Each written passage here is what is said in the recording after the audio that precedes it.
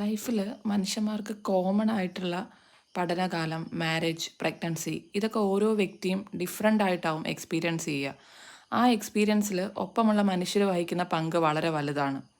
എൻ്റെ പ്രഗ്നൻസി ടൈമിൽ ഞാൻ ഏറ്റവും അധികം ടെൻഷൻ അടിച്ചത് എൻ്റെ PG കംപ്ലീറ്റ് ആക്കാൻ പറ്റുമോ എന്ന് ആലോചിച്ചിട്ടാണ്.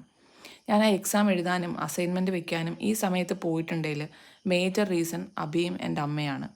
ഞാൻ ലൈഫിൽ ഡിഫറെൻ്റ് ആയിട്ട് എന്തെങ്കിലും ചെയ്യണമെന്ന് എന്നേക്കാൾ ആഗ്രഹിക്കുകയാണ്. സോ എനിക്കൊരു ഓപ്പർച്യൂണിറ്റി ചോദിച്ചു വാങ്ങി തന്ന് NSS കോളേജിലെ NSS ക്യാമ്പിന് ക്ലാസ് എടുക്കാൻ നിർബന്ധിച്ച് എന്നെ കൂട്ടിക്കൊണ്ട് പോയിട്ടുണ്ട്. ഈ സമയത്ത് എന്നെ വീട്ടിൽ തന്നെ എപ്പോഴും ഇരുത്തി മുഷിപ്പിക്കാതെ സേഫായി പുറത്തൊക്കെ ഇടയ്ക്ക് കൊണ്ടുപോയി എൻ്റർടൈൻ ചെയ്യിച്ചിട്ടുണ്ട്. വയറൊക്കെ ആയില്ലേ, ഫീൽഡ് വർക്കിനൊക്കെ ഇനി പിന്നെ പോവാം എന്ന് നെഗറ്റീവ് ആക്കാതെ എൻ്റെ കൂടെ ഫീൽഡിന് വന്ന് എന്നെ കംഫർട്ട് ആക്കിയിട്ടുണ്ട്.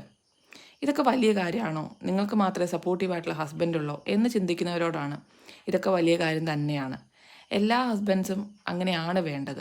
അങ്ങനെ അല്ലാത്തവരും അങ്ങനെ റെഡിയാവുന്ന ഭർത്താക്കന്മാരെ അതിന് സമ്മതിക്കാതെ ക്രിട്ടിസൈസ് ചെയ്യുന്നവരും അവർക്ക് ചുറ്റിനുമുണ്ട്. ഈ സൊസൈറ്റിയിൽ താമസിക്കുന്നവരാണ് മെയിൽ ഷോവനിസ്റ്റ് ആവുന്നതല്ല, അവരെ അങ്ങനെ ആക്കുന്നതാണെന്നാണ് എനിക്ക് തോന്നിയിട്ടുള്ളത്. നാണമില്ലേ, നട്ടലില്ലേ എന്നുള്ള ചോദ്യങ്ങൾ കേട്ട് സ്ട്രഗിൾ ചെയ്താണ് മിക്ക മെയിൽ പാർട്ട്നേഴ്സും അവരുടെ പങ്കാളികളെ മെൻ്റലി, ഇമോഷണലി, ഫിനാൻഷ്യലി സപ്പോർട്ട് ചെയ്യുന്നത്. അവർക്ക് വേണ്ടി കൂടിയാണ് ഈ വീഡിയോ. സോ അങ്ങനെയുള്ള നിങ്ങളുടെ പാർട്ട്ണർക്ക് ഇത് അയച്ചു കൊടുക്കൂ. അപ്പോൾ ബൈ.